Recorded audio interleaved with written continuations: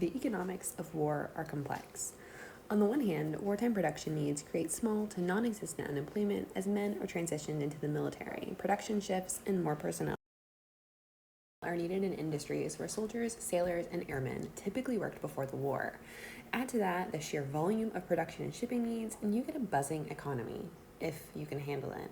War can also create huge shortages of basic goods as factories are destroyed and everything made for a war is made to be consumed by it. If you're on the receiving end of a blockade or the winter is especially harsh, food becomes a major problem, and many countries deal with rationing and even starvation during wartime. Post-war economics are just as complex. How do you transition from zero unemployment to returning soldiers who just need their jobs back? How do you shift production from wartime necessities into consumer goods again? How do you convince people to go back to their patterns of buying and selling from before the war and convince them that having some unemployment is okay again? Most economies in the post-war experience a bit of a slump as production slows down, workers are laid off, factories retool themselves, and inflation finally catches up with everyone. Prices and supply that were artificially low because of the war jump back up, causing an economic shock. Most countries in the interwar period experienced the Roaring Twenties just like the United States, seen here as a party in Berlin. The excitement of the post-war world transitioned into a new consumer culture, chock full of automobiles, radios, new clothes, and dining out. New developments in the expansion of credit enabled more people to purchase goods and services and pay for them later.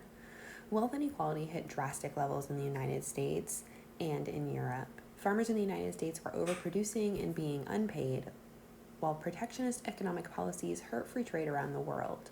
The war debts of Europe, coupled with a stock market craze, all spelled instability that ended in the stock market crash of October 29, 1929, and the subsequent global depression. Because of the core periphery model that had developed in the 19th century during imperialism, the economies of the global south were damaged significantly as well. Colonies in West Africa and Southeast Asia were devastated when demand for the products their entire economies had been designed to export dried up. This significantly damaged the prestige of the Western capitalist model and further undermined the idea of empire. Governments around the world were forced to take a more active role in the economy than they had previously, when laissez-faire economics had pretty much dominated Western economic thinking. In the United States, the measures taken by President Hoover were seen as wildly inadequate to most Americans, and the election of FDR ushered in a massive growth in the role and capabilities of the government. Roosevelt and his New Deal massively expanded government spending, using the ideas of economist John Maynard Keynes to inspire his plan. Keynesian economics is based upon the idea that government, fiscal, or spending policy can alter the economy for the better. For example, by funding programs that employ people, it can stimulate the economy by creating jobs and growing industries. So when FDR created the TVA, which employed men to build dams along the Tennessee River, giving them jobs and expanding the industry of hydroelectric power, he was following Keynes's advice. We see similar patterns of emergent, quote, democratic socialism emerge throughout most of Western Europe as well, as governments rush to stem the bleeding by going into debt, devaluing their currencies, or slapping up protectionist measures to put a salve on domestic industries. Increased control over the economy also occurs in the Soviet Union, where there isn't a depression. That's right, the USSR does not experience the Great Depression. The rest of the world does. They don't. This is because they don't have a free market economy. In their command economy, the 5-year plans drive production and are, in theory, based on consumption levels, so there really isn't overproduction. What you can see here in this image is what Lenin initially puts into place after he wins the Civil War in 1921. So he transitions from war communism to something called the NEP, or the New Economic Policy, which enables a slump back into capitalism. But after his death in 1924, that is drastically curtailed, and Stalin's 5-year plans are put into place.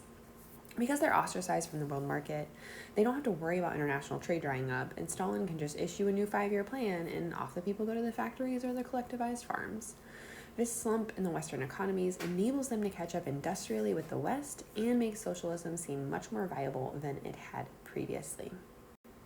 The collapse of the Western ideal during World War I, the bitterness and resentment of heavy-handed treaties, and the economic collapse of 1929 would also have drastic impacts on the growth of the state in Germany and Italy.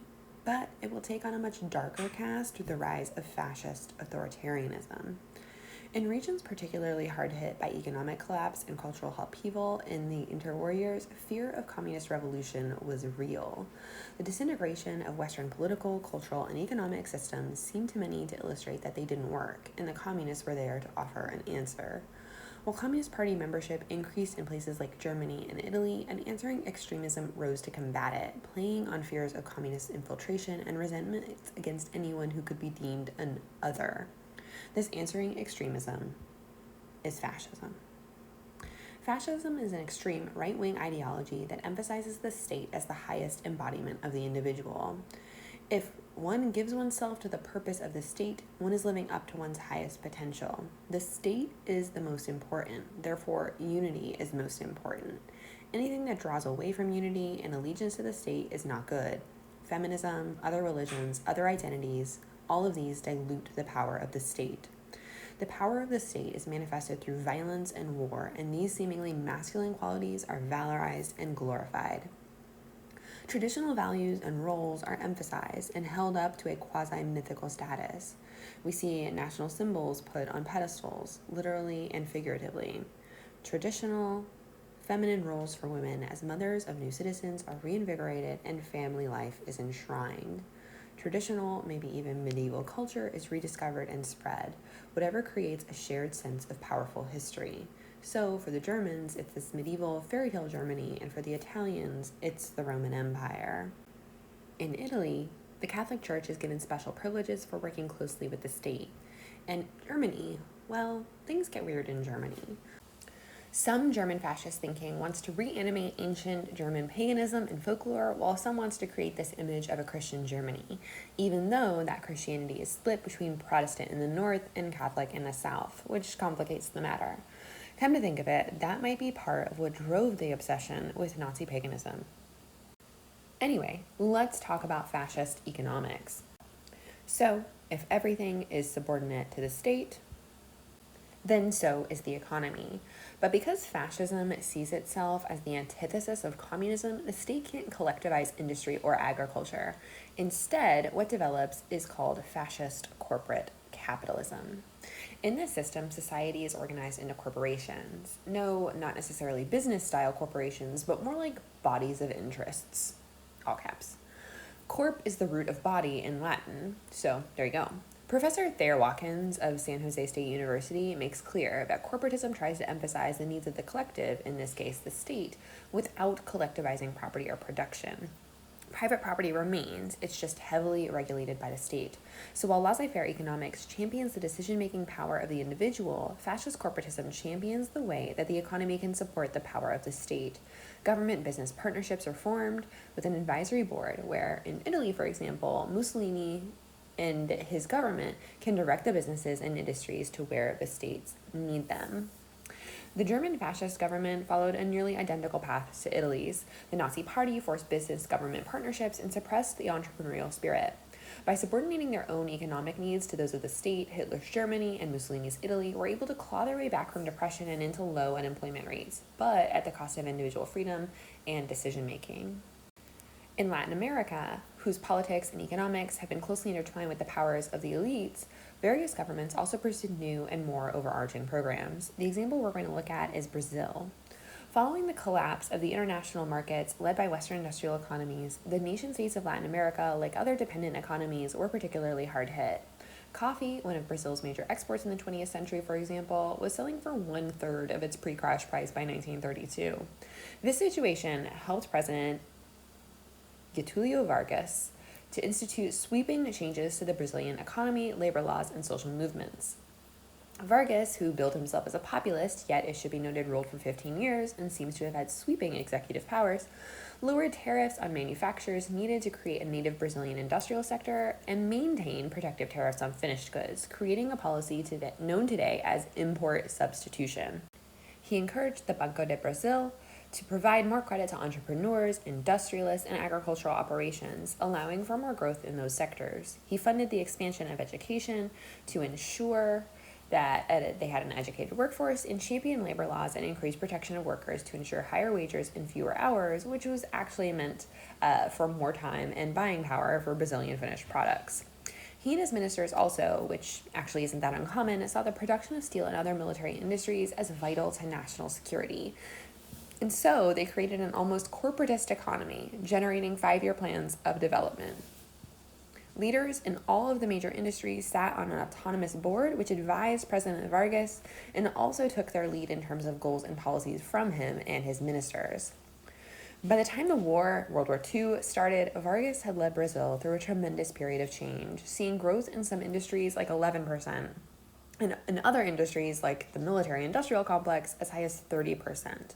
Brazil became a major economic powerhouse in Latin America, creating favorable trade relationships with other Latin American countries and securing concessions and loans from the United States. He was overthrown by a military coup in 1945 after 15 years in power, which was a fitting bookend to his rise to power following a bloodless revolution in 1930. Despite these governments' best efforts, few saw real positive impacts from their efforts throughout the 1930s, and it was the massive mobilization of both human and material resources for World War II that actually reinvigorated their economies. What we did see was a massive growth of control over the economy in Western and non-Western countries as they sought to respond to the upheavals of the Great Depression.